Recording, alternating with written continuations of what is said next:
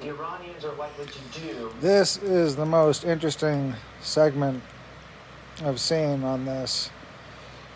A friend of mine mentioned that this guy, Qasem Soleimani, or whatever his name was, the Iranian general who was killed in an airstrike, was preventing ISIS from getting to Palestine. So check this out.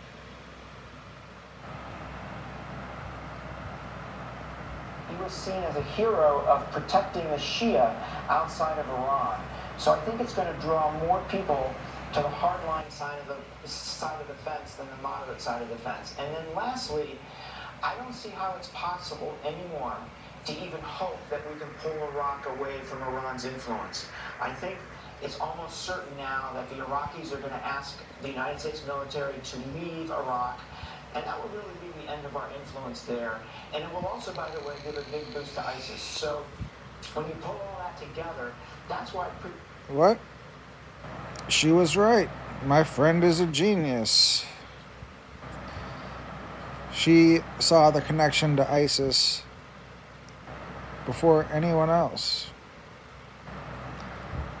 She's so smart. So smart. Previous administrations decided not to do this. Now, in terms of what the Iranians are likely to do, it really depends. If they take a rational approach here, they will not respond militarily. They will let their proxies loose in the region to kill as many Americans as possible. What did he say? If they're smart, they won't use their army, they'll use their mercenaries? The hell is he saying? Let's see. Let's assume that they're smart. Together, that's why previous administrations decided not to do this. Now, in terms of what the Iranians are likely to do, it really depends. If they take a rational approach here, they will not respond militarily. They will let their proxies loose in the region to kill as many Americans as possible, and they take a rational approach here, they will not respond militarily. They will let their proxies loose in the region to kill as many Americans as possible, and What? Are you guys hearing this? They will, at some point in the future, at time of their place, time of their choosing, place of their choosing, they will try to assassinate a senior American official. Weird. In my last video, didn't I think I mentioned how strange it is to... Yeah, I mentioned this in my last video. Interesting. I say if they do this rationally. They may not be rational given how close the supreme leader was to Qasem Soleimani. So he may... I don't know. ...respond militarily. If that happens, no, we he's could not. be at war. And if that happens, it wouldn't last very long and we would win. But we'll see how this plays out. Could we... You know, I love America. We just haven't won a war in like 250 years. We've won lots of battles, but our politicians have always sabotaged our military. So we never win, because if we win these wars, what would we gain? We'd have to colonize it. Otherwise, we don't gain anything. So these wars never end.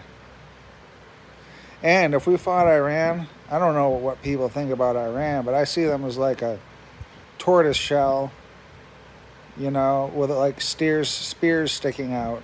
They're pretty difficult to invade. I mean, look at where they are on the map. They're not easy to get to. And if you do, you're not going to like just walk in there like we did with Operation Shock and Awe, where we just destroyed the entire infrastructure of Iraq and let 500,000 women and children and civilians die of dysentery with no water, you know, no hospitals. Just, it was a complete atrocity. I'm a good American. I just don't know what it is to be a patriot, or I don't know. I know what it is to raise hell, you know, and be an evil genius, you know, and cause problems. But that's easy. right? It's easy. What's difficult is to come up with solutions, and the only people talking about solutions, which aren't escalations or blood, were those two women on the video I did half an hour ago. They're the only people who said anything that was sane or stabilizing, even potentially. So this is, you know, interesting to watch. Yeah?